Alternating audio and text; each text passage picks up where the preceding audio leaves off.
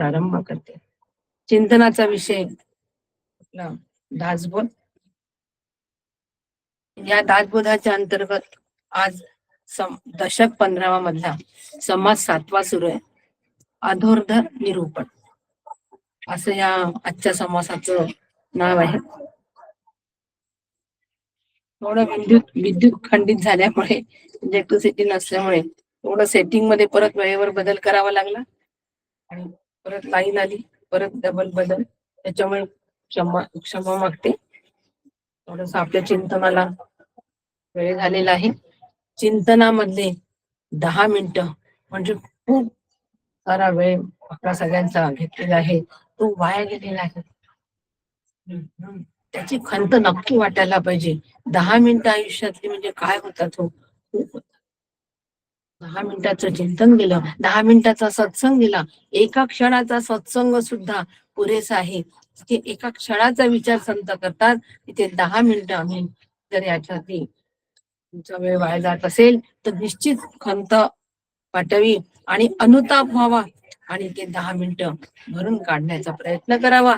म्हणजे 10 मिनिटं अधिक घ्यावे अशातला भाग नाही. याला भरून काढणं म्हणत नाही, तर भरून काढणं असं म्हणतात की आता या 10 मिनिटं गेलेले माझे 10 मिनिटं आहे, तो उर्वरित राहिलेला जो वेळ आहे तिथे माझी एकाग्रता अवधान एकले दिजे अशी होईल. सर्वांगांचे कान करून सर्व इंद्रियांनी मी श्रवण करेन अशा पद्धतीचा निर्धार करून ऐकायचं आणि सांगायचं पण. याला अनुताप असं म्हणतात. आणि असा आपला आजचा जो समास आहे, या समासाचं नाव पण अधोर्ध निरूपण असं आहे. आता याचं नाव सुद्धा बघितल्यानंतर लक्षात नाही की नेमकं काय आहे याच्यामध्ये. अधोर्ध निरूपण म्हणजे काय, परंतु अधोर्ध म्हणजे ऊर्ध्वगतीने जाणार, बस ऊर्ध्वगतीने जाणार, ऊर्ध्वगतीकडे जाणार जे आहे त्याबद्दलचं निरूपण. मग ऊर्ध्वगती म्हणजे काय, म्हणजे आला ना प्रश्न. ऊर्ध्वगती आणि अधोगती ह्या दोन्ही गोष्टी आपल्याला माहित पाहिजे. ऊर्ध्वगती म्हणजे श्रेयस मार्ग, अधोगती म्हणजे प्रेयस मार्ग. कठोपनिषदाच्या भाषेमध्ये मुद्दाम सांगितलं, आपल्याला आकलन पटकन होईल. ऊर्ध्वगती म्हणजे श्रेयस आणि अधोगती म्हणजे प्रेयस. आणि असं ऊर्ध्वगतीकडे जाणार जे निरूपण आहे त्याला अधोर्ध निरूपण असं म्हणतात. त्याला अधोर्ध निरूपण असं पद्धतीने समर्थांनी दिलेलं आहे. आणि या ऊर्ध्वगतीकडे जाण्या, मग आता ऊर्ध्वगती म्हणजे नेमकी काय. आपण 15व्या अध्यायामध्ये गीतेच्या म्हटलेलं आहे की ऊर्ध्वमूल अधशाखम. पहिलाच आपण म्हटलेलं आहे, पहिला श्लोक ऊर्ध्वमूल अधशाखम म्हणजे मूळ कुठे. हे संसार वृक्षाचं चित्र एक रूपक भगवंताने आमच्या समोर मांडलेलं आहे की ज्याचं मूळ वरती आहे आणि शाखा पल्लव सगळे खाली आहे. म्हणजे पान शाखा हे सगळं खाली आहे. आणि असा पद्धतीचा हा संसार वृक्ष आहे. आणि हा सगळा संसार जो आहे, शाखा पान हा सगळा संसाराचं रूपक आहे. आणि वरती जे रूपक आहे, मूळ जे आहे, या संसाराचं अधिष्ठान असणार ब्रह्मस्वरूप हे मूळ आहे. त्या मुळावर हे संपूर्ण संसार हा अधिष्ठित आहे. आणि म्हणून ह्या मुळाकडे, या संसारातून आम्हाला वरती जायचं आहे, म्हणजे मुळाकडे धाव घ्यायची आहे. आणि मुळाकडे ज्या वेळेला आम्ही धाव घेतो, मुळाकडे ज्या वेळेला आम्ही वाटचाल करतो, त्याला म्हणतात ऊर्ध्व गती. माझ्या साधनेने गती ही ऊर्ध्व घेतली पाहिजे, म्हणजे मुळाकडे गेली पाहिजे, म्हणजे अधिष्ठानाकडे ही गती, साधनेची गती अधिष्ठानाकडे गेली पाहिजे. याला म्हणतात ऊर्ध्वगती आणि याला म्हणतात अधोर्ध निरूपण. आम्ही एक सर्वसाधारणपणे जीवाचा स्वभाव असतो की आम्ही या पानामध्ये आणि शाखेमध्येच रमत असतो. आणि पानांमध्ये, शाखेमध्ये म्हणजे संसार वृक्षामध्येच आम्ही रमत असतो. हे पानं, ह्या शाखा म्हणजे फांद्या आम्हाला अतिशय आकर्षित करत असतात. एक उदाहरण देते, म्हणजे फांद्या कशा आकर्षित करतात हे आपल्या सगळ्यांच्या लक्षात येईल. काका आले शिवगडला. काका खोलीमध्ये बसले असं म्हटल्याबरोबर आम्ही लगबगीने आमच्या रूम मधून निघतो, काकांच्या दर्शनाला जातो आणि तितक्यात आम्हाला मागून आवाज येतो, जरा थांबता का थोडं माझ्यासाठी. असा आवाज आल्याबरोबर आपण तिथेच थबकतो आणि विचार करतो की जो मागचा येणार आहे ना, त्याला माहित नाही कुठे काय, तो नवीन आलेला आहे, पहिल्यांदा आलाय, त्याला घेऊन जाणं आपलं काम आहे. आणि असं म्हणून आम्ही तिथेच थबकतो.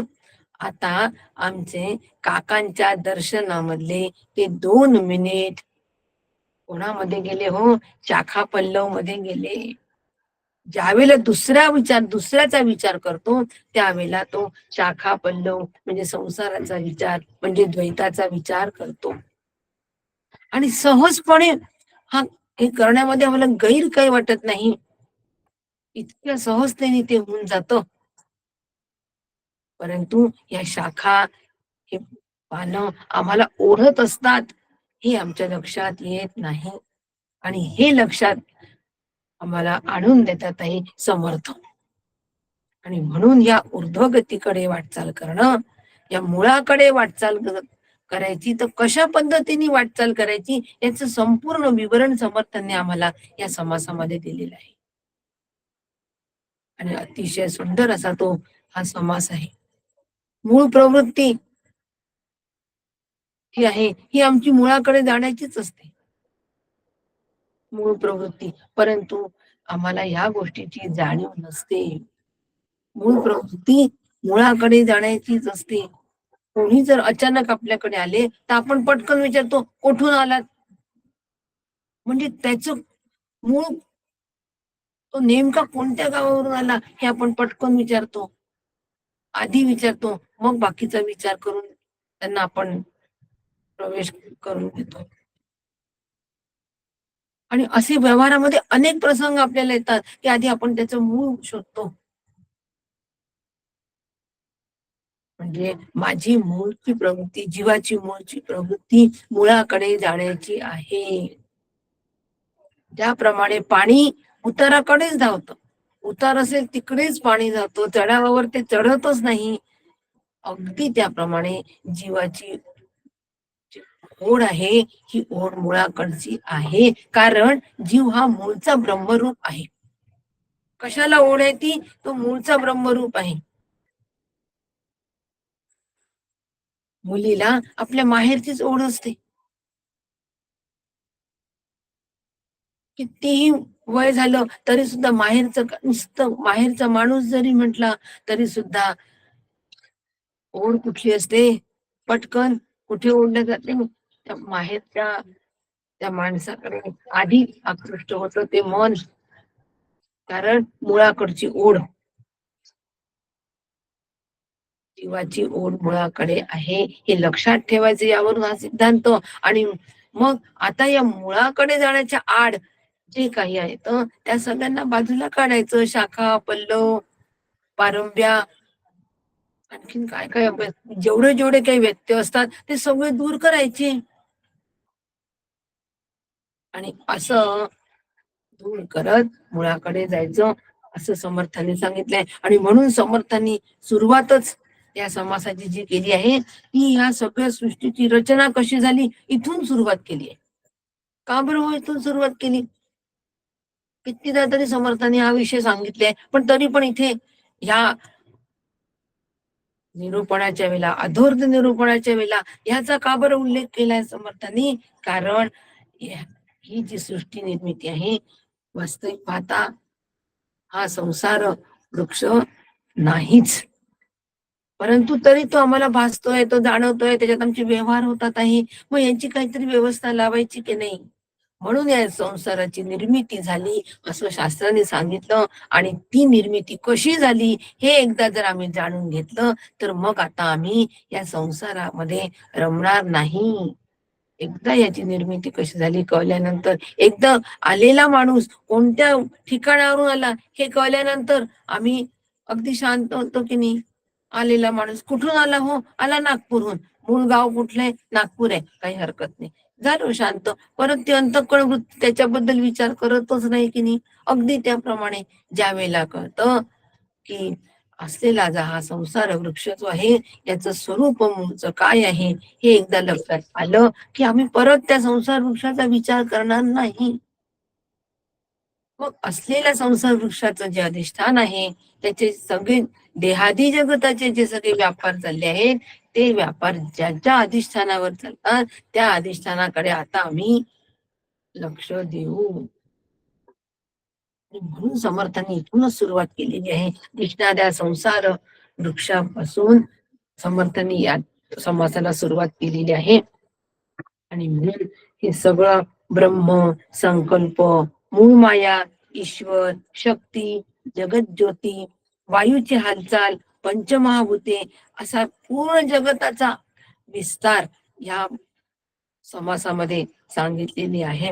परंतु ह्या सगळ्या देहादी जगताचं कार्य आत्म्याच्या सत्तेवर चालतं आणि हे सामान्य लोक जाणत नाही असं समर्थांना वाटतं. प्रत्येक माणूस हा स्वतंत्र असल्यासारखा वागतो. आमचा कोणाशी काही संबंध आहे असं आम्हाला कधीच वाटत नाही. वाटतं का? आपला काही संबंध नाही बुवा त्यांच्याशी. लगेच म्हणून मोकळं होतो. अहो, देहादी जगताशी संबंध नाही असं म्हणा की. असं एक परी म्हटलं तर चालेल. परंतु आमचा कोणाशीच संबंध नाही असं म्हणण्यामध्ये आम्ही अगदी कसं होतो, अधांतरी होतो. आमचा संबंध आहे. मी मूळचा ब्रह्मरूप आहे. आमचा संबंध अधिष्ठानाशी आहे. अशा पद्धतीची मी माझी वैचारिक बैठक, मनोरचना तयार करून घेणं आणि त्या मनोरचनेनुसार ऐक्य साधणं, कशाशी? स्वरूपाशी ऐक्य साधणं. हे फार महत्वाचं आहे. म्हणून प्रत्येक वेळेला मी सांगते, त्रिसूत्री सांगते हो प्रत्येक वेळेला. ती त्रिसूत्री अशी सांगते, की साधक या भूमिकेमध्ये मी नेहमी असावं. त्यानंतर साधक या भूमिकेमध्ये असलं, की साधना काय सांगितलेली आहे? आता या समासाच्या माध्यमातून कोणतं साधना सांगितलेली आहे? कोणतं साधन समर्थांनी आम्हाला सांगितले आहे? कसं सांगितलेलं आहे? याचा शोध घ्यावा आणि ते साधन साध्यापर्यंत नेऊन पोहोचवायचं. या त्रिसूत्रीपरमध्ये जर आमचा अभ्यास होत असेल, तर तो अभ्यास कसा होतो? ऊर्ध्व गतीने होतो. ऊर्ध्व दिशेने होतो. ऊर्ध्व गतीकडे होतो. असंही वाक्यरचना करा. एकच आहे. ऊर्ध्व गतीने होतो, ऊर्ध्व दिशेकडे होतो, ऊर्ध्व गतीकडे होतो. परंतु साधक, साधना आणि साध्य ही त्रिसूत्री कधी विसरता कामा नये. आणि ही त्रिसूत्रीप्रमाणे जर आम्हाला वाटचाल करायची असेल, तर त्यासाठी मग मात्र आम्हाला काय करावं लागेल? आम्हाला जे श्रवण केलेलं आहे, ते श्रवण टिपून ठेवावं लागेल. अंतःकरणात टिपून ठेवावं लागेल. अंतःकरणात टिपण्यासाठी आम्ही इतकं सक्षम नसतो हो. कारण ते आधीच खूप गोष्टींनी भरलेलं असतो. म्हणून ते टिपण्यासाठी टिपण वही पण पाहिजे. ते टिपून ठेवायचं. म्हणून मग वही, पेन, पुस्तक या त्रिसूत्रीचा वापर करायचा. आता या त्रिसूत्रीचा वापर करून झालेला अभ्यास टिपून ठेवायचा. काल आपण लेखनाचं महत्व बघितलेलं आहे आणि अशा पद्धतीने हा जेव्हा अभ्यास आम्ही टिपून घेतो, त्याचा संग्रह करून ठेवतो, ज्ञानाचा संग्रह करतो, त्यानंतर झालेल्या संग्रहाची आम्ही आत्मचर्चा करायची. लेखन, चर्चा आणि संपर्क आणि आत्मचर्चा करायची, त्याच्यावर चर्चा करायची, तोच विषय सारखा बोलायचा. कोणीही साधक, दोन साधक आपसात भेटले तर लगेच चर्चा झाली पाहिजे की काल दासबोधामध्ये हे मुद्दे झालेत. एकमेकांना फोन करायला पाहिजे संपर्कासाठी. ह्या दासबोधामधले हे मुद्दे मला आवडले. अहो ह्या मुद्दा क्लिअर नाही केला बरोबर ताईंनी, मला नाही तो जमला. सगळे आवडलेच पाहिजे काही जरुरी नाही. काही मुद्दे आम्हाला आवडत पण नाही, काही मुद्दे आम्हाला पटत पण नाही, त्याच्यावरही चर्चा झाली पाहिजे. म्हणून आत्मचर्चा होणं आवश्यक आहे. आणि आत्मचर्चामध्ये त्यासाठी आम्हाला संपर्कात राहणं फार गरजेचं आहे. म्हणजे समर्थ जिथे या ठिकाणी आम्हाला जे म्हणतात आहे की प्रत्येक जण, प्रत्येक माणूस स्वतंत्र असल्यासारखा वागतो. आणि आम्ही तरी याचं भान नक्की ठेवायचं. आम्ही एकमेकांच्या संपर्कात राहणं खूप गरजेचं आहे. सहवासाने संपर्क वाढतो, संपर्काने चर्चा, आत्मचर्चा वाढते, आत्मचर्चेनी विचार पक्का होतो, दृढ होतो, स्थिर होतो आणि स्वरूपाकार आम्हाला अनुभवायला वेळ लागत नाही. ऊर्ध्वगतीकडचा प्रवास अशा पद्धतीने आम्ही ऊर्ध्वगतीकडे प्रवास करतोय की नाही, हे खूप महत्वाचं आहे. मग जो विषय मांडायचा असेल, बोलायचा असेल, तरी सुद्धा साधक साधना साध्य, लेखन चर्चा संपर्क, पुस्तक वही पेन, पुस्तक वही पेन पासून सुरुवात करायची आणि साधक साधना साध्यापर्यंत आम्ही यायचं. त्याला अभ्यास असं म्हणतात. अभ्यासाची व्याप्ती आहे वही, सदभ्यासाची व्याप्ती आहे. मग अशा पद्धतीचा सदभ्यास निरंतर होतो. तेवी सदभ्यासी निरंतर चित्ताचं परमपुरुषाची मोहर, चित्तावर परमपुरुषाची मोहर शिक्का लागला पाहिजे, मोहर उमटली पाहिजे. परमपुरुष म्हणजे कोण? श्रेष्ठ पुरुष. श्रेष्ठ पुरुष म्हणजे कोण? उत्तम पुरुष म्हणजे ब्रह्मस्वरूप. आणि त्यालाच ते सगळ्याचं मूळ आहे. म्हणून ऊर्ध्वगतीकडे प्रवास, ऊर्ध्वगतीकडे मार्गक्रमण आणि त्यासाठी अधोध निरूपण. आणि अशा पद्धतीने समर्थाने आम्हाला सांगितलेलं आहे की जेवढं काही सुरुवातच केली की नाना विकाराची मूळ ते हे मूळ मायाच केवळ, अचंचळी जे चंचल सूक्ष्म रूपे. सुरुवात केली आहे समर्थांनी मूळ मायेपासूनच सुरुवात केली आहे. कारण मुळावरच घाव घालायचाय. मूळ कोणतं? मूळ माया, इच्छावर आम्हाला घाव घालायचाय. तीच जर का मुळातून उखडल्या गेली ना, तर बाकी हा सगळा संसार वृक्ष आमचा अगाजे झालेच नाही, इथपर्यंत आम्ही पोहोचू. म्हणून ही जी मूळ माया आहे, ही मूळ माया, या मूळ माया कशाला कारण होते? नाना रूप जे आहेत, नाना रूप, नाना आकार जे आहेत की ज्यांना विकार आहेत, या सगळ्या पदार्थांना कारण जर कोण काय असेल तर मूळ माया. या मूळ मायामुळे हे नाना विकार तयार झाले, नाना आकार तयार झाले, नाना पदार्थ तयार झाले मूळ मायेमुळे. आणि ह्या मूळ मायेचं जे अधिष्ठान आहे, हे मूळ मायेचं अधिष्ठान ब्रह्म आहे. ते कसं आहे? ते निश्चळ आहे. म्हणून त्या निश्चळ ब्रह्मतत्वामध्ये ही मूळ माया सूक्ष्म रूपाने राहते. जसं बीजामध्ये झाड, पानं, फुलं, फळं हे सगळं असतं की नाही, एका बीजामध्ये अव्यक्त स्वरूपामध्ये असतं की नाही. हे सगळं बीज लावल्याबरोबर त्याला अंकुर फुटतात, झाडं येतात, पानं येतात, झाड मोठं होतं. पण मूळ फुटल्याशिवाय हे काहीच येत नाही, एक लक्षात घ्या. मूळ फुटल्याशिवाय पानं फुलं काहीही येत नाही.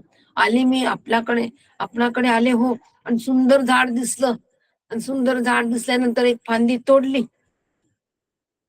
आणि आणली घरी, तिला लावले, सुंदर कुंडीत लावलं, रोज पाणी घातलं, उन्हापासून वाचवलं, रोज तिच्याकडे डोळ्यात तेल घालून पाहत होते. पण जोपर्यंत मूळ फुटत नाही तोपर्यंत तिचा विस्तार होत नाही. किती अगदी त्याप्रमाणे जोपर्यंत मुळाची आम्ही जाणीव ठेवत नाही, जोपर्यंत मुळाची आम्ही ओळख करून घेत नाही, तोपर्यंत असणाऱ्या या पाना फुलांना काहीही अर्थ नाही. मुळाच्या अधिष्ठानावर मूळ आहे, परब्रह्म ब्रह्मस्वरूपाचं अधिष्ठान आहे. आणि म्हणून त्या अधिष्ठानावर या सगळा संसार वृक्ष आहे. फांदीला मूळ फुटलं म्हणजे ती फांदी वाढते, झाडात रूपांतर होतं. अगदी त्याप्रमाणे लक्षात ठेवायचं. आणि म्हणून हे सगळं मूळ मायेचं आहे. ती निश्चल परब्रह्मामध्ये सूक्ष्म रूपाने राहते. आणि म्हणून मूळ माया जाणीवेची, मुळीच्या मूळ संकल्पाची, ओळखी षडगुण शरीराची येण्याची न्याय. मग आता या मूळ मायेमध्ये काय झालं, चिदाभास आला. आता चिदाभास आपण नेहमी बुद्धीच्या संदर्भात आणि शरीराच्या जीवाच्या संदर्भामध्ये चिदाभास आपण म्हणतो. पक्क चिदाभास म्हटलं की शरीर आणि जीव एवढंच आपल्याला माहिती आहे. पण चिदाभास म्हणजे चितचा आभास, म्हणजे ज्ञानरूप तत्वाचा आभास, म्हणजे ज्ञानरूप तत्वाचं प्रतिबिंब. हे त्या मूळ मायेत जेव्हा पडतं तेव्हा ईश्वर ही संकल्पना तयार होते. आणि अविद्येमध्ये ते जेव्हा प्रतिबिंब पडतं त्यावेळेला जीव ही संकल्पना तयार होते. आणि म्हणून आपण म्हणतो बुद्धीमध्ये चिदाभास फाकला, बुद्धीमध्ये चिदाभास आला, परंतु मूळ मायेमध्ये चिदाभास आला अशी मांडणी आपण फार क्वचित करतो. म्हणून इथे चिदाभास वाचल्याबरोबर सगळेजण थोडेसे जरा गोंधळले पण असतील की अरे चिदाभास, मूळ मायेत चिदाभास म्हणजे काय. पण मूळ मायेमध्ये ब्रह्माचं प्रतिबिंब जेव्हा पडलं त्यावेळेला ईश्वराची निर्मिती झाली. आणि ती जाणीवयुक्त आहे. जी जाणीव आहे ना, आम्हाला प्रत्येक गोष्टीची जाणीव असते की नाही, मी देह आहे ही जाणीव आहे की नाही, जग आहे ते सत्य आहे ही सगळी जाणीव रूपाने आहे की नाही. थोडस चिंतन करा. जाणीव जाणीव या तत्वाचं चिंतन करा. प्रत्येक गोष्टीची जाणीव तुम्हाला नाही होत. जाणीव काही मी काय कष्ट करते आहे का तुम्हाला जाणीव नाही हो, आम्हाला कशी असणार. अहो आज लाईन गेली होती, वेळेवर लाईन गेली, घ्यायचा की नाही सत्संग असा विचार करता करता लिंक द्यायला वेळ झाला. आणि मग सगळा गोंधळच गोंधळ. लिंक द्यावी की न द्यावी, लाईन आली मग लिंक दिली, सेटिंग बदललं, सगळाच गोंधळ. याची तुम्हाला आहे का हो जाणीव.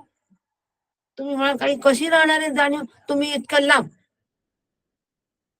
कोसो मैलावर, आम्ही इथे. जाणीव आम्हाला नाही. आपण म्हणाल्या जाणीव नाही, मी म्हणते आपल्याला जाणीव नाही. ही जी जाणीव आहे, ही जी जाण आहे, या जाणीवेचं स्वरूप काय आहे. त्या जाणीवेचं स्वरूप त्या मूळ मायेमध्ये पडलेलं ब्रह्माचं प्रतिबिंब चिदाभास जाणीव रूपाने आहे. हे पक्क लक्षात ठेवा. आणि म्हणून अधिष्ठान म्हणजे परब्रह्माच्या ठिकाणी जे स्फुरण झालं सगळ्यात पहिले एकोहम बहुश्याम, ती मूळ माया आहे. आणि त्या मूळ मायेमध्ये मग आता प्रतिबिंब पडलं, चिदाभास आला, म्हणून ईश्वर तयार झाला. षट संपत्तीने युक्त यशस्वी औदार्य ज्ञान वैराग्य ऐश्वर्य अशा 6 गुणांचा ईश्वर हा मूळ मायेचाच आहे. मूळ मायेतून तयार झाला. आणि मग त्याच्यानंतर त्या ईश्वराला शिवशक्ती, अर्धनारे, नारी नटेश्वर अशा पद्धतीने मग पुढे नाव दिले. आणि शास्त्रांनीच ते नाव दिले आम्हाला समजण्यासाठी. आणि मग ईश्वर म्हणून ओळखला झाला. मग त्यांनी पुढे मग पंचमहाभूत, त्रिगुण, अष्टधा प्रकृती, पंचधा प्रकृती या सगळ्या प्रकृतीचं संपूर्णपणे सृष्टी तयार झाली. आता आम्हाला या सृष्टीचं सगळं मूळ कळलं की नाही हो, कुठे आहे. या संसाराचं मूळ कळलं की नाही, कुठे आहे. मग आता एकदा या संसाराचं मूळ आम्हाला कळल्यानंतर आणि आता कळलं की ती जी मूळ माया आहे ती सुद्धा ते मायेचं स्वरूप आहे, ती भासमान आहे, ती काल्पनिक आहे. मग जी काल्पनिक आहे, जी भासमान आहे, तिच्यापासून तयार झालेलं सगळं जे काही आहे संसार वृक्ष, जो संसार देहादी जगत तयार झालं ते कसं असेल, काल्पनिकच असेल. बागुलबुवा मुळात नाहीच आहे. आम्हीच कल्पना करून त्याला बोलावलो आणि आम्हीच कल्पना करून त्याला घालवलं, की जो मुळात नाहीच आहे. तसं हा संसार वृक्ष मुळात नाहीच. हे केव्हा पटेल आम्हाला, आम्ही आता मूळ मायेपर्यंत जाऊन पोहोचलो. हळूहळू आम्ही ऊर्ध्वगतीला चाललोय. एकदम आम्ही ऊर्ध्वगतीला जाऊ शकत नाही, एकदम ब्रह्मस्वरूपापर्यंत नाही पोहोचू शकत. त्याच्या आड आलेले हे जे सगळे टप्पे आहेत, या ज्या सगळ्या पायऱ्या आहेत, हे आम्हाला हळूहळू हळूहळू त्याचं स्वरूप ओळखून त्याचा निराश करत करत करत एक एक पायरी सोडायची. ज्यावेळेला आपण वरती जातो ना, शिखरावर पोहोचतो, तेव्हा आपण एक एक पायरी चढतो, ती मागे मागे मागे सरत जाते, पुढच्या पुढच्या पायऱ्यांवर जातो. आपण मागच्या पायऱ्यांचा विचार करतो का? अजिबात करत नाही मागच्या पायऱ्यांचा विचार. बघा, थोडासा अनुभव घ्या. गडावर जात सगळेजण बहुतेक गेले असते. जसं जसं वरच्या वरच्या पायऱ्या चढतो, तसं तशा मागच्या पायऱ्यांचा आपोआप विसर पडतो. तसं आम्ही वर जेव्हा जातो आहे, ब्रह्मस्वरूपापर्यंत पोहोचतोय, तेव्हा आता ही मूळ माया, ईश्वर, त्यांनी केलेलं हे पंचमहाभूत, त्रिगुण, त्यांचा संकल्प, हे सगळं हळूहळू हळूहळू मागे पडायलाच पाहिजे. आणि म्हणून अशा पद्धतीने ह्या संसार वृक्षाचा आम्ही जर विचार केला, तरच आम्ही ऊर्ध्वगतीला जाऊ शकतो, मुळाकडे जाऊ शकतो. मग समर्थांनी आम्हाला इथे उदाहरण दिलं की वेली असते, वेल असतो सुंदर, त्या वेलाच्या मुळं जे आहे हे जमिनीमध्ये असतात आणि त्याचे पानं, फुलं ही सगळी खाली पसरलेली असतात. आम्हाला हे उदाहरण का दिलं समर्थांनी? फक्त आम्हाला मुळाचं स्वरूप सांगण्यासाठी दिलं हो हे उदाहरण. मूळ नेमकं काय आहे हे सांगण्यासाठी दिलं. आम्ही मुळाकडे लक्ष देत नाही, पाना फुलांमध्ये रमतो. काय सुंदर फुलं आली आहेत, काय सुंदर वेल आहे, याच्यातच रमतो. तसं संसारात रमतो आम्ही, काय सुंदर संसार आहे. जीवनात ही घडी अशीच राहू दे, मुळाकडे दुर्लक्ष होतं. पण मुळाकडे दुर्लक्ष अजिबात होता कामा नये. सर्व वेलींना जर अन्न रस कोण पुरवत असेल, तर मूळच पुरवतं. म्हणून आम्हाला समर्थांनी या ठिकाणी वेलीचं उदाहरण दिलेलं आहे, दृष्टांत दिलेलं आहे. त्यावरून आम्हाला द्राष्टांताकडे जायचं आहे. म्हणून समर्थ दुसरं आता उदाहरण देतात, एक जमिनीमध्ये मूळ असल्याचं उदाहरण देतात, दुसरं डोंगरावर म्हणजे उंचावर मूळ असल्याचं आम्हाला उदाहरण देतात की ते मूळ उंच असतं. आता आम्हाला समर्थ मुळाचं स्वरूप सांगतात ते ऊर्ध्व असतो म्हणून, परंतु त्या डोंगरावर असलेली जी वेली आहे ती तिचा सगळा जो वाढण्याचा कल असतो तो खालीच असतो. तो खालीच असतो. ती डोंगर उतारावरून जमिनीवरच फोफावत असते. अगदी त्याप्रमाणे समर्थ म्हणतात दृष्टांत संपला. समर्थ 9व्या याच्यामध्ये सांगून आले, तशीच मूळ माया या वेलीच्या मुळाप्रमाणे आहे. या मुळामध्ये सगळे सुप्त अवयव वेलीचे आहेत. म्हणून त्रिगुण पंचमहाभूत ही सगळी या मूळ मायेमध्ये सुप्त अवस्थेमध्ये आहेत. म्हणून घाला आधी कुठे घाला, मूळ मायेवर जर घातला तर हे आपोआपच यांचा सगळ्यांचा निराश होणार आहे. हे आम्हाला समर्थ या ठिकाणी वारंवार या दृष्टांताच्या माध्यमातून समजावून सांगतात आहे. आणि सृष्टी रचनेच्या माध्यमातून आम्हाला समजावून सांगतात आहे की ही जी सृष्टी आहे, या सृष्टीची निर्मिती कशी झालेली आहे. मग ह्या सृष्टीमध्ये कित्येक फळं असतात, फुलं असतात, पानं असतात, याचं सतत गळणं चालूच असतं. परंतु पानं जरी गळले तरी नवीन पानं येतात. फुलं गळून पडले तरी नवीन फुलं येतात, नवीन पालवी फुटते. शिशिर ऋतूत सगळी पानं गळतात, वसंत ऋतूत सगळी पालवी फुटते, टवटवीतपणा येतो, फुलं येतात आणि आम्ही परत त्या वसंत ऋतूनी आम्ही सुद्धा परत टवटवीत होतो आणि परत त्या सृष्टीमध्ये रमायला सुरुवात करतो. परंतु हा सृष्टीचा नियमच आहे, गळून पडणं परत येणं, हे सृष्टी चक्रच आहे. याच्याकडे जर आम्ही अशा पद्धतीने पाहिलं तर आम्ही गळून पडलेल्याचं वाईट वाटणार नाही, नवीन पालवी फुटल्याचा आनंद आम्हाला होणार नाही. जन्म आणि मृत्यू या दोन्हीही कल्पना ज्या आहे ह्या दोन्ही जन्म मृत्यू कल्पना भासमान आहे, काल्पनिक आहे, माईक आहेत. म्हणून आम्हाला समर्थ सृष्टी रचनेचा संपूर्ण दृष्टांत देतात आहे. त्यावरून हाच दृष्टांत सांगतात आहे की सृष्टीची उत्पत्ती, स्थिती आणि लय अगदी असाच आहे. त्या वेलीसारखा ती वेल करपते, वाळते, पण मूळ जर जिवंत असेल तर परत येते.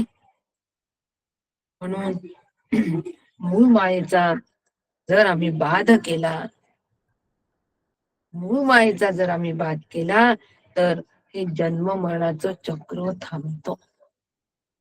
हे सगळं मूळ मायेची निर्मिती आहे. या मूळ मायेचा बाध करायचा म्हणजे तिला जाणायचं, तिच्यामधलं मिथ्यत्व समजून घ्यायचं, आणि मग आम्ही त्या मिथ्यत्वाचे जे परिणाम आहेत, जे आमच्या अंतःकरणावर होतात आणि आम्ही त्याच्यामध्ये सुख दुःखात असतो, अनुकूल प्रतिकृतीमध्ये असतो, हे सगळ्याच्या सगळ्या परिणामांपासून आम्ही ज्या वेळेला अलिप्त होऊ, असंग होऊ, त्यावेळेला आम्ही ऊर्ध्व गतीला निश्चितपणे प्राप्त होऊ. म्हणून तिचं स्वरूप आम्हाला समर्थांनी सांगितलेलं आहे.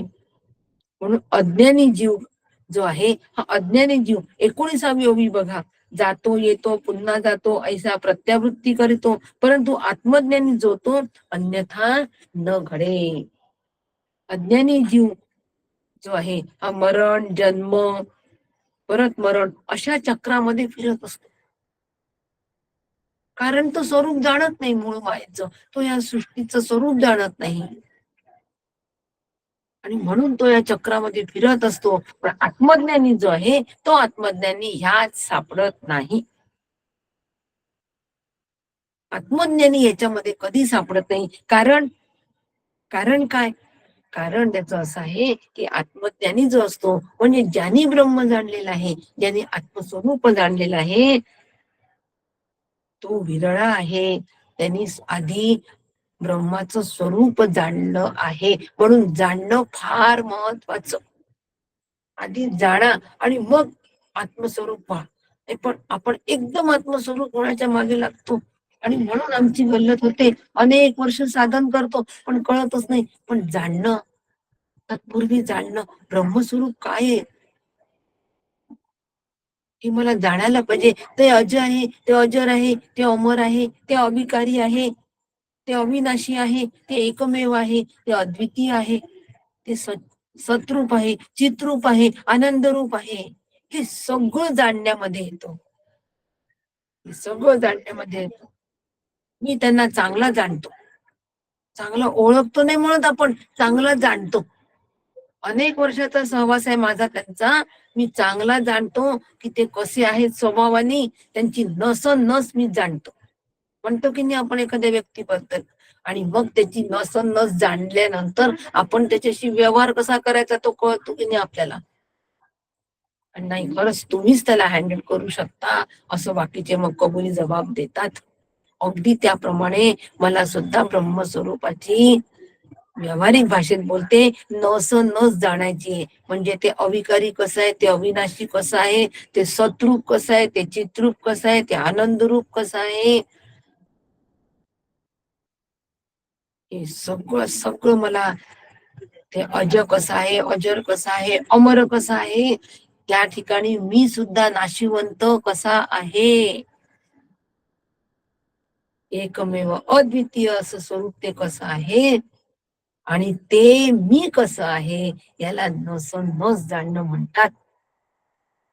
म्हणून सगळ्या अँगलनी आत्मस्वरूपाचा अभ्यास आमचा झाला पाहिजे. नुसतंच अज अजर अमर किंवा नुसतंच मी ब्रह्म आहे करून नाही होत. सगळ्या स्वरूपाने सगळ्या अँगलनी जेव्हा त्याचा अभ्यास करू, तेव्हाच चित्तावर परमपुरुषाची मोहर लागणार आहे. बघा ना, आपल्या कागदावर जर शिक्का लावायचा असेल तर त्या कागदाला शिक्का मारणारा सगळ्या बाजूने आधी पारखून घेतो की नाही. शिक्का, कागदाला शिक्का मारला असं होतं का? अजिबात नाही. सगळ्या बाजूने कागद बघतो की याच्यावर काय लिहिलंय, कोणी लिहिलंय, कोणाची सही आहे, किती तारखेची आहे. शिक्का नीट उमटेल का, शिक्क्याला नीट शाई आहे का, ही सगळं काय शिक्का लावण्याच्या तत्पूर्वीची ही सगळी जाणीव, ही सगळं जाणणं आहे. असं आम्हाला आत्मस्वरूप ब्रह्मस्वरूप पहिले जाणलं पाहिजे. आणि ते श्रवणाच्या माध्यमातून जाणलं जातो, अभ्यासाच्या माध्यमातून जाणलं जातो, हो, आत्मचर्चेच्या माध्यमातून जाणलं जातं, आणि श्री गुरूंच्या संगत राहिल्याने जाणलं जातो. बस, फक्त श्री गुरूंच्या आपुली सहज स्थिती स्वये वर्तती सर्वदा. जे भोगावरी न विटती, त्यागावरही न उठती, आपुली सहज स्थिती सहज वर्तती सर्वदा. नाथांची ओवी आहे. श्री गुरूंचं महात्म्य सांगितलंय की त्यांची आपली सहज स्थिती जी आहे, श्री गुरु त्या सहज स्थिती मध्ये सहज वर्तन करत असतात, सहज कथन आपल्याला ते करत असतात बोलण्यामध्ये, आपल्या ते लक्षात येत नसतो. आहे दिला लेख, भक्तियोगात आला तर ठीक, नाही आला तर मी तसाच आपणाकडे पाठवेन, सगळ्यांकडे आठवण द्या फक्त. भक्तियोगातले एक दिलेलं आहे की आपली सहज स्थिती स्वय वर्तती सर्वदा. काय पद्धतीने काकांच्या सहवासात, श्री गुरूंच्या सहवासात, श्री गुरूंच्या प्रत्यक्ष सहवासात राहिल्यानंतर ती सहज स्थिती काय पद्धतीने आम्हाला अनुभवाला येते. जाणणं चालू आहे, जाणणं, ते आम्ही जाणायचं आहे. आणि जाणून तद्रूप व्हायचंय, नुसतं जाणायचं नाही तर तद्रूप व्हायचं आहे, म्हणजे तेच होऊन राहायचं आहे. आणि म्हणून असं जो अंतःकरणात व्यापून असलेला जो आत्मा आहे, हे ज्ञानी लोक त्या आत्म्याला जाणतात, आणि त्या आत्म्याच्या सत्तेवर सगळे शरीराचे व्यवहार होतात. 21वी ओवी बघा, तेनेसीच कार्य भाग करीती, परंतु तयास नेणती, दिसेना ते काय करीती, बापुडे लोक. म्हणजे आत्म्याच्या सत्तेवरच शरीराचे सर्व व्यवहार चालतात, हे त्याला जाणीत नाही. सामान्य अज्ञानी जन हे जाणत नाही, परंतु ज्ञानी लोक हे जाणतात. काय जाणतात की विषय भोग तेनेची घडे, तेने विण काहीच न घडे, स्थूळ सांडूनी सूक्ष्म पवाडे ऐसा पाहिजे. सुखरूप आत्मा आहे म्हणून विषयांचे सुख आम्हाला अनुभवाला येते. आत्मा मूळचा सुखरूप असल्यामुळे आम्हाला विषयामधलं सुख अनुभवाला येतो. वास्तविक पाहतात विषयात कोणतं सुख नाही, हे आपण अनेकदा पटवून दिलेलं आहे. आज पटवून देण्याची गरज नाही. आज एवढाच सिद्धांत लक्षात घ्या की मला विषयातून सुख का मिळतं, कारण मूळचा मी सुखरूप आहे म्हणून. गुलाबजाम मला का गोड लागतो, कारण साखर मुळात गोड आहे आणि ती त्याच्यामध्ये आहे म्हणून गुलाबजाम गोड लागतो. ती त्याच्यात जर नसती, नुसते खव्याचे गोळे घ्या, तळा आणि खा, लागतात का हो गोड? अजिबात नाही. साखर त्याच्यात असते म्हणून तो गोड लागतो, म्हणून त्याला गोड पदार्थ म्हणतात. तसं मूळचा मी सुखरूप आहे म्हणून मला प्रत्येक विषयामध्ये सुख अनुभवाला येतो. पण ज्या ज्या वेळेला मला विषयातलं सुख अनुभवाला येतं ना, त्या त्या वेळेला माझ्या अंतःकरणात विचार हाच उमटला पाहिजे की आंबा खाल्ल्यामुळे मला जे सुख मिळतंय, मी मूळचा सुखरूप असल्यामुळे मला आंब्यातलं सुख कळत आहे. मी ज्ञानरूप असल्यामुळे मला ते ज्ञान होत आहे, आणि मला आंबा आवडतोय, मी आनंद रूप असल्यामुळे मला तो आवडतोय. हे जो प्रत्येक वेळेला अशा पद्धतीने आम्ही विचार केला तर हे साधन होईल हो. आणि आम्ही त्या विषयांच्या माध्यमातून विषयाला धरून आम्ही ऊर्ध्वगतीकडे जाऊ, अधोगतीपासून ऊर्ध्वगतीकडे जाऊ. अधोगतीकडला निराश, प्रपंचाचा निराश, आंबा गुलाबजाम याचा निराश, विषयांचा निराश. विषय तो त्यांचा झाला नारायण. जाणणं, फक्त जाणण्यामुळे झालं हे. अशा पद्धतीने आम्हाला हे साधन आम्हाला जर करता आलं तर समर्थ म्हणतात यासाठी सूक्ष्म वेध घेण्याची क्षमता हवी. आणि अशी क्षमता जर आम्ही विकसित केली, सूक्ष्म वेध घेण्याची क्षमता विकसित जर केली, ती करावी लागते, एकदम येत नाही. स्थूलाचा निराश केल्याशिवाय सूक्ष्म येत नाही. आम्ही स्थूलातच खूप रमतो. काय सुंदर कापड आहे, काय सुंदर दृश्य आहे, काय सुंदर घर आहे, त्याच्यातच रमतो. म्हणून आम्हाला सूक्ष्म दृष्टी येत नाही. म्हणून जसं अंतःकरण आम्हाला आहे, सूक्ष्मता कोणी विकसित करायची, अंतःकरणाने विकसित करायची. जसं आम्हाला अंतःकरण आहे तसंच ते सगळ्यांना आहे. आता सूक्ष्मतेकडचा प्रवास सुरू झाला. आता सूक्ष्माचा वेग कसा घ्यायचा? सूक्ष्म काय आहे? अंतःकरण. सूक्ष्म देह आहे की नाही अंतःकरण? मग सूक्ष्म अंतःकरण सूक्ष्म आहे. जसं ते मला अंतःकरण आहे ते सगळ्यांना आहे हो. सगळ्या पशूंना, प्राण्यांना, वनस्पतीला सुद्धा अंतःकरण आहे. फक्त त्यांचं विकसित झालं नसतं, आमचं पूर्ण विकसित झालेलं असतं. शरीर मात्र वेगवेगळी जरूर असू शकतील, परंतु अंतःकरण सगळ्यांना आहे. आणि म्हणून ते अंतःकरण असल्यामुळे वेदना जाणवते. अंतःकरणाला वेदना जाणवते. पायाला काटा रुतला तर तोंडातून उद्गार येतो, परंतु पायाला काटा रुतल्याचं जे दुःख आहे ते एका पायाला जर काटा रुतला तर दुसऱ्या पायाला वेदना होत नाही.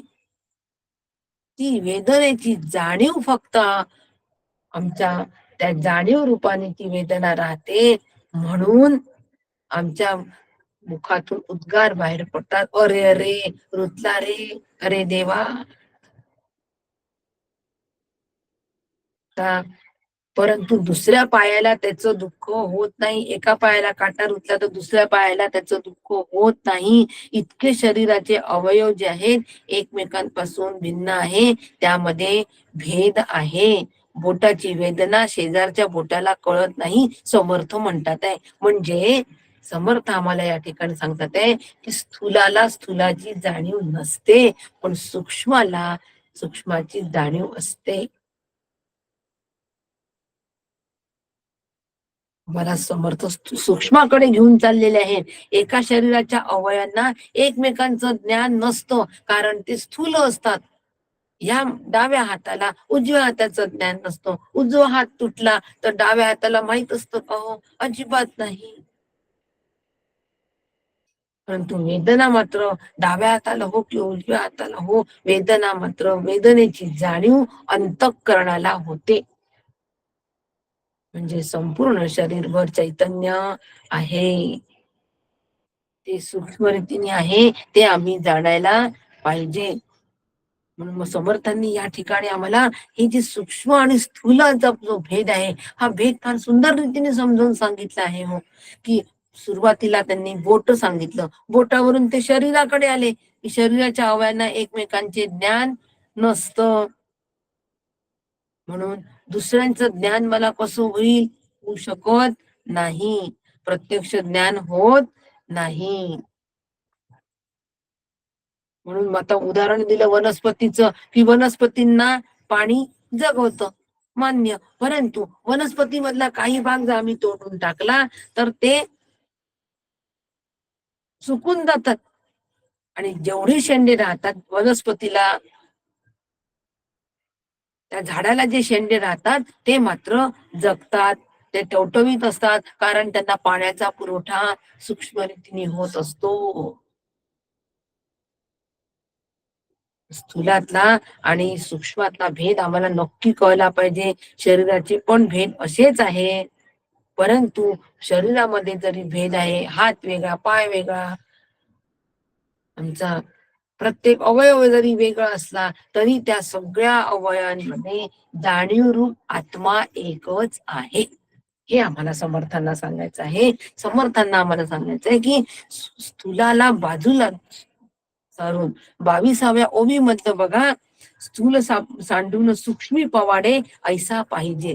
म्हणजे स्थूलाला दूर करायचं आणि सूक्ष्माची वेध घेण्याची क्षमता आम्ही घ्यायची.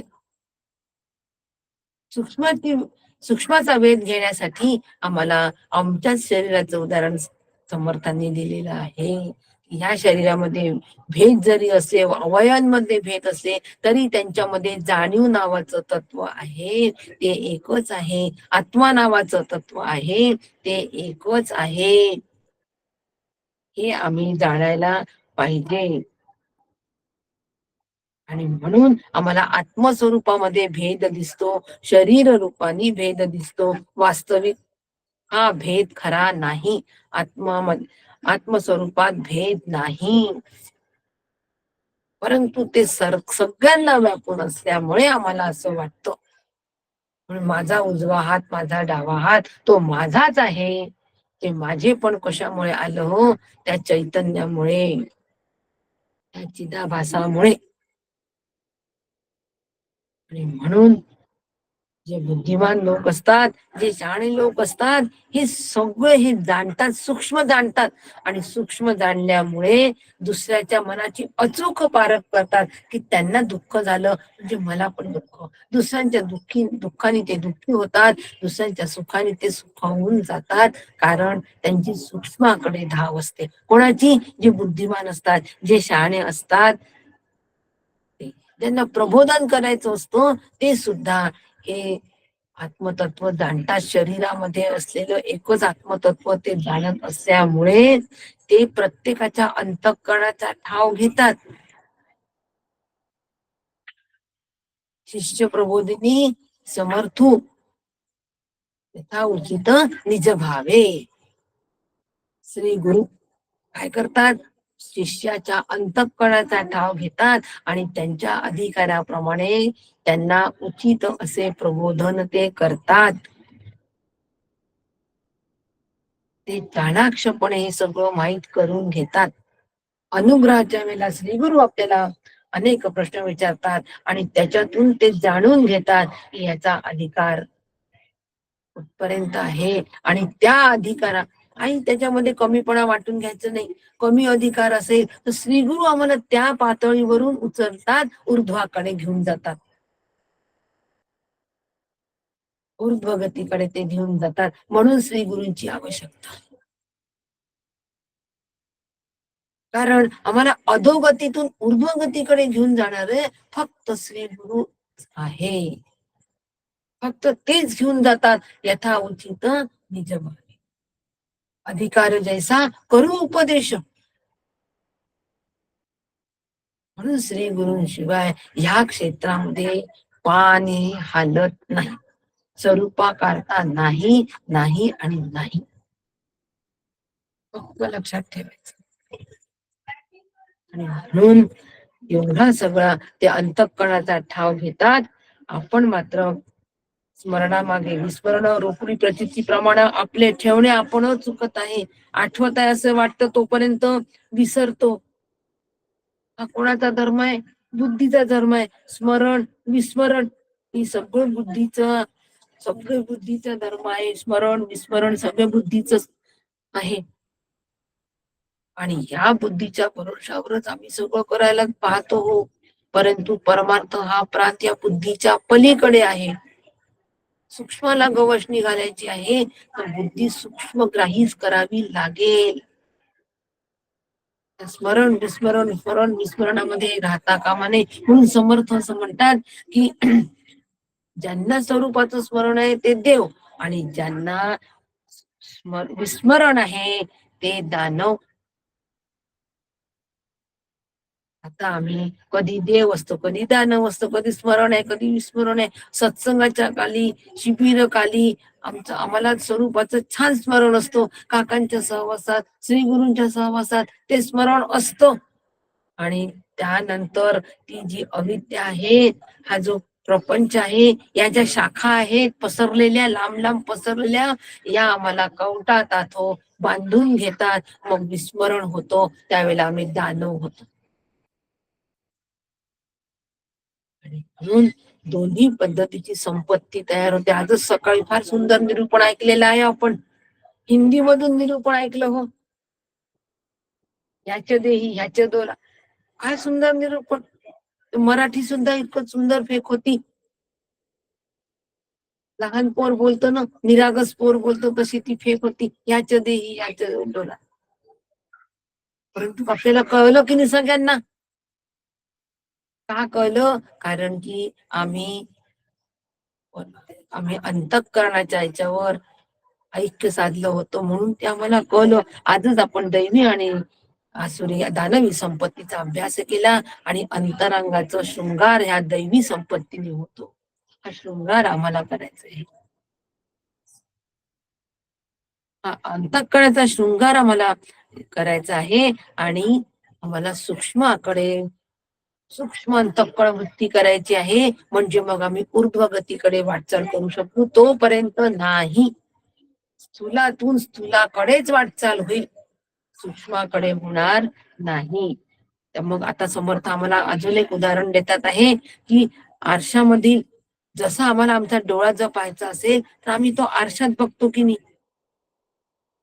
आरशात बघितल्यानंतरच कळतं ना आपले डोळे कसे आहेत, गारे आहेत, निळे आहेत, काळे आहेत, तांबडे आहेत, मोठे आहेत, लहान आहेत. हे कसं कळतं आपल्याला?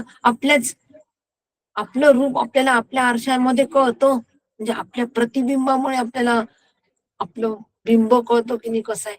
प्रतिबिंबाचा अनुभव आधी आम्ही घेतो, मग आम्हाला आमचं बिंबरूप असलेलं रूप कळतं. त्याप्रमाणे प्रतिबिंब जे आहे त्या प्रतिबिंबाचं स्वरूप आम्ही आधी जर जाणून घेतलं तर मात्र आम्हाला आमचं खरं स्वरूप लक्षात येणार आहे. म्हणून प्रतिबिंब जे आहे, म्हणून चिदाभास जो आहे हा मूळचा ब्रह्मरूप आहे. कारण ब्रह्म ज्ञानरूप आहे आणि चिदाभासामुळे आम्हाला सगळं ज्ञान होतं. होणार सगळं ज्ञान असणाऱ्या ज्ञानामुळे आहे. आणि हे सगळं आम्हाला विवेकाने जाणावं लागतं. या सगळ्यांसाठी विवेक फार महत्वाचा आहे. म्हणून विवेक म्हणजे निवड कशाची करायची? ब्रह्मतत्वाची, ब्रह्मस्वरूपाची निवड करायची. ते जाणण्यासाठी मला सगळा खटाटोप करायचा आहे. म्हणून आधी ते निवडून घ्या आणि मग सगळ्या पसाऱ्याला वावगा ठरवा, मिथ्यत्व द्या. म्हणून विवेकानेच विवेक ज्याप्रमाणे आरशामध्ये आमचा डोळा पाहायला आम्हाला आरसा लागतो, डोळ्यानेच पहा बरं, त्या डोळा पाहायला आम्हाला डोळाच लागतो की नाही. असं होतं का की डोळे बंद केले, आरशासमोर जाऊन उभं राहिलं आणि हाताने आम्ही डोळे पाहिले, असा कधी अनुभव आहे का कोणाला? कोणालाच नाही. तसं विवेकानेच विवेक जाणायचा आणि जीवात्म्यानी जीवात्मा ओळखायचा. पहावे आपणासी आपण. यामध्ये एक आपण जीव आहे. आपणासी आपण. मीच मला बघायचे, मीच मला बघायचं, दुसऱ्यांनी बघायचं नाही. काय किती प्रगती आहे, किती मोठे आहेत, काय ज्ञानी आहेत, असं दुसऱ्यांनी आम्हाला म्हणायचं आणि आम्ही त्याच्यावर संतुष्ट व्हायचं नाही. मीच मला जाणायचं, मी खरंच ज्ञानरूपतेकडे चाललो आहे का, मी खरंच ऊर्ध्वगतीकडे चाललो आहे का, हे मीच माझं जाणायचं. आणि असं जोपर्यंत आम्ही जाणणार नाहीत, जोपर्यंत आम्ही मानवी मनाचा विचार सुद्धा करत नाही, सूक्ष्मानी सूक्ष्माचाच विचार करायचा आणि मग आत्मवत सर्व भूतेषु ह्या न्यायाने दुसऱ्यांचंही अंतःकरण आम्ही जाणायचं आणि त्याच्या सुद्धा मनाशी एक करून त्याचा ठाव घ्यायचा. आत्मवत सर्व भूतेषु, सगळ्यांमध्ये आत्मा आहे, तो मी आहे. तिला अंतःकरणाचा ठाव घेणं म्हणतात. नाहीतर अंतःकरणाचा ठाव घेणं म्हणजे मला आत्ता पाणी हवंय, पटकन कोणीतरी पाण्याचा पिला, काय अंतःकरणाचा ठाव घेतात होई, याला म्हणत नाही. मन कवडी माझ्या मनातलं सगळंच ओळखते, माझ्या मनामधले असलेली इच्छा आपण ओळखता हो. मला सांगावंच लागत नाही, मला बोलावंच लागत नाही, याला म्हणत नाही. अंतःकरणाचा ठाव घ्यायचा म्हणजे ते अंतःकरण ज्या तत्वानी, ज्या तत्वावर अधिष्ठित आहे, त्याच तत्वावर माझंही अंतःकरण अधिष्ठित आहे. ते मी आहे, मी ब्रह्म आहे.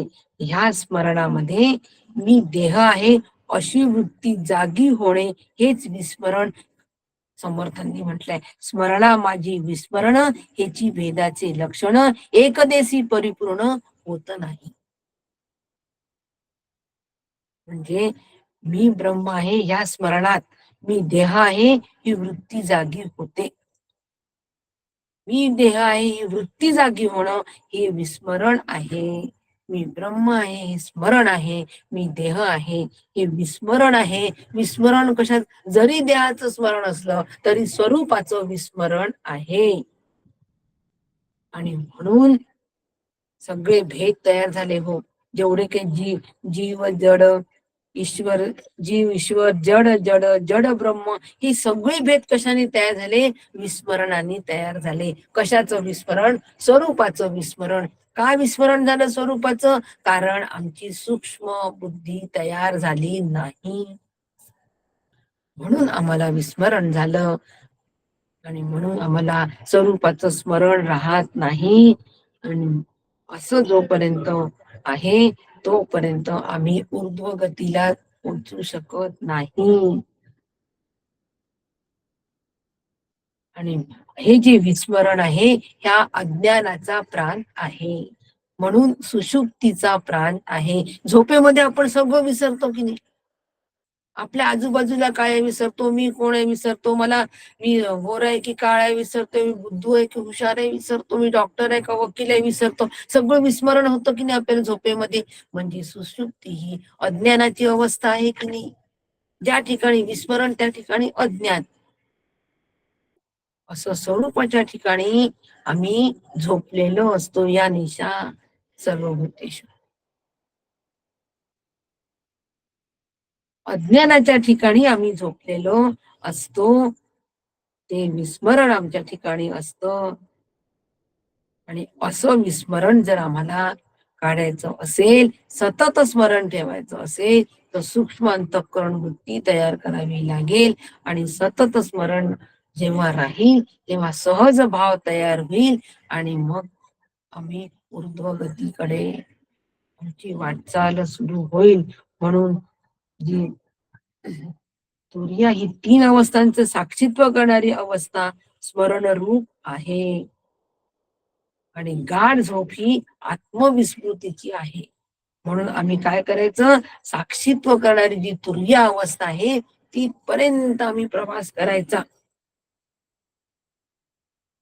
आणि मग त्याच्यानंतर मी ब्रह्म आहे ही वृत्ती आमची क्लेश मात्र राहते. आणि मग त्या वृत्तीचाही निराश श्री गुरु करतात. दृढ अपरिवर्तनीय असा अपरोक्ष अनुभूतीमध्ये आम्ही येतो.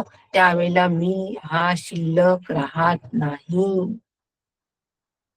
आता आम्ही ऊर्ध्व रूप झालो. आतापर्यंत गती होती, आता मात्र रूप झालो, तत्रूप आम्ही झालो.